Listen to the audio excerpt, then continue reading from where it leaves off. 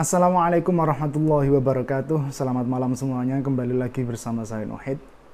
Mungkin ada di antara kalian yang di tengah membaca Al-Quran itu berhenti karena bingung. Ini ayat maksudnya apa ya? Ini ayat maknanya apa ya? Sementara saat membuka terjemah itu kok kayak bukan gitu doang ya, tapi lebih ke tidak memuaskan.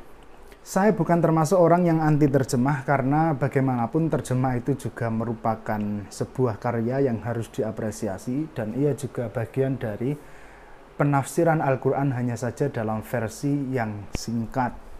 Cuman tidak bisa dimungkiri bahwa memahami Al-Quran hanya dari terjemah itu memang kerap menimbulkan kesalahpahaman.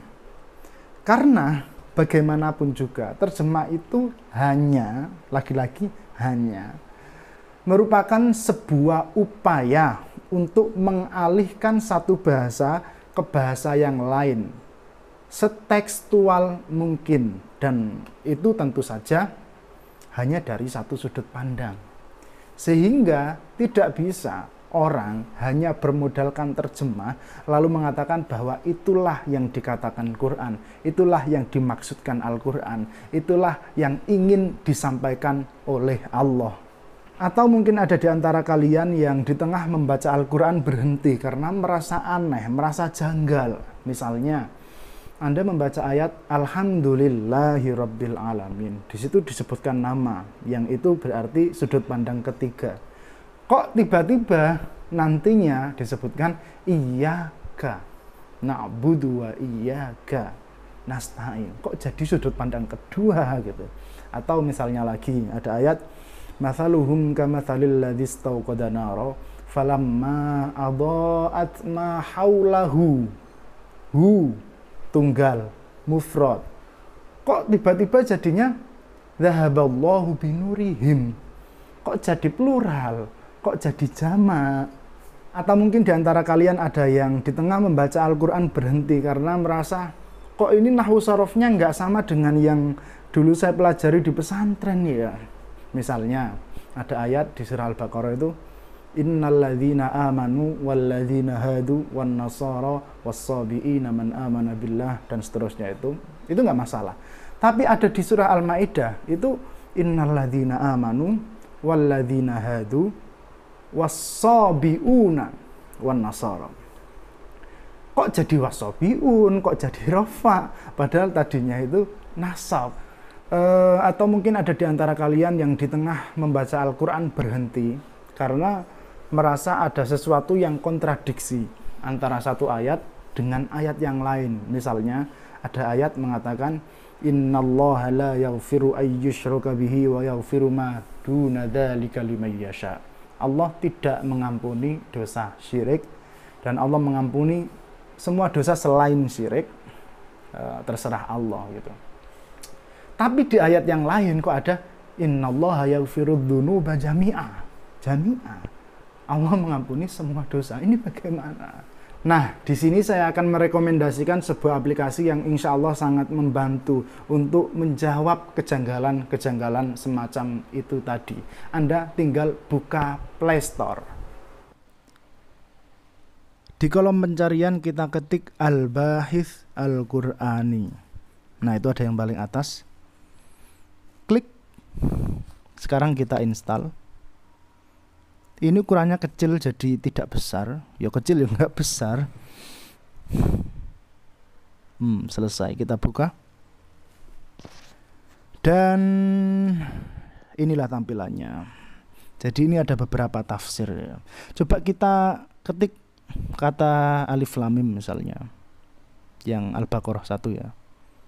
Nah, di sini ada beberapa tafsir, ada ummahat, ada ammah, ada mu'asirah, ada jamiul aqwal, ada mausu'at. Kita bisa memilih, terserah kita sesuai selera, sesuai yang kita inginkan. Kalau masalahnya di bahasa ya bisa kita cari di lughah wa balaghah, itu terserah mau tafsir yang mana. Kita coba misalnya tafsir At-Tabari. Nah, di sini ada beberapa riwayat tentang makna alif lam mim. Karena memang tafsir At-Tabari itu tafsir beriwayah. Jadi di sini disajikan beragam riwayat. Nah, itu antara lain makna alif lam mim adalah ismun min asma'il Qur'an. Terus ada lagi yang berkata itu fawatih yaftahullahu bihal Qur'an. Sekarang kita coba cari tafsir Jalalain, tafsir yang paling populer di pesantren-pesantren. Alif lam mim Allahu a'lamu bimuradihi bidzalik. Sekarang kita coba buka tafsir Ar-Razi. Ini adalah tafsir favorit saya.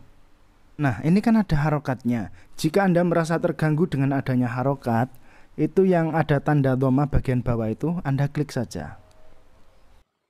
Klik, hilang. Klik, ada. Hilang, ada. Kayak gitu. Hilang, ada. Hilang, ada. Hilang, ada. Ya udah gitu aja terus untuk memperpanjang durasi. Oke, sekarang itu yang di atas ada beberapa tab. Ini yang bahas. Coba kita cari misalnya kata alhamdu. Nah, di sini akan muncul ayat-ayat Al-Quran yang ada alhamdunya. Ada banyak sekali. Terus ini tafsir yang tadi.